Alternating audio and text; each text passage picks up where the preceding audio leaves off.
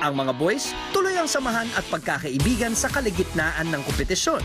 Magkaroon rin kaya ng harmony ang samahan ng loving son and brother na si Allen, papa's boy at theater actor na si Keanu, baby-faced shy guy na si Raymond, young businessman para tumulong sa pamilya na si Reynald, nagpupursige para mapa-opera ang kuya na bulag na si Neil.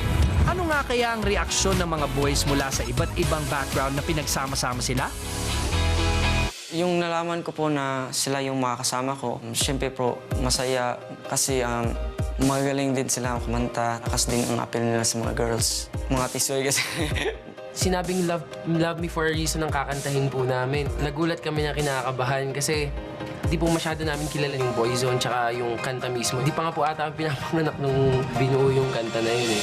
Sa pagsisimula ng rehearsals, mukhang maraming needs improvement sa grupo. Being fat, eat fat, fat. A little old-fashioned. Oh, pero kung hindi, wait. Parang bumabilis tayo. Meron tayong beat. Okay, beat. Ang nangyayari kasi nauuna tayo. Para kaya makasabay sa mga kasamang tisoy, kaya't si Neil nagpresentang tumulong. Minsan natuturuan ko yung kasama ko para alam nila kung saan sila pumasok. Okay, yan, meron na. Si Neil po kasi, porket siya po yung pinakamagaling po talaga sa amin kumanta. Kung nagtuturo po si coach, nagsasalita, sasabihin ni Neil na parang siya din yung coach. So, ako po yung time na yun, na bad trip po ako. No? Okay. Minsan medyo nakaka-off na po yung pagkakanta po kami at bigla na lang siya tatawa na parang may mali po ba sa ginawa namin. Cute ng boses, oh. Nipis yung boses mo, bro. Hindi yan!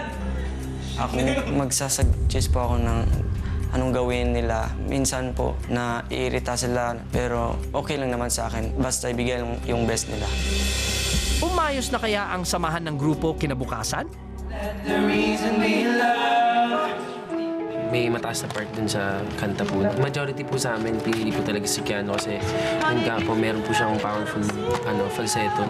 Pinaka may natutunan ako at nakatulong din sa akin si Neil kasi tinatama niya naman kami. Kung wala ako sa tono, ganun sasabihin. Kaganyan sasabihin.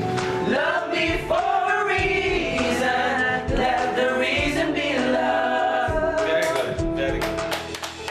Ilang minuto bago sumalang, nag-usap-usap ang magkakagrupo. Guys, alam ko may mga halitan tayo na nangyayari dito.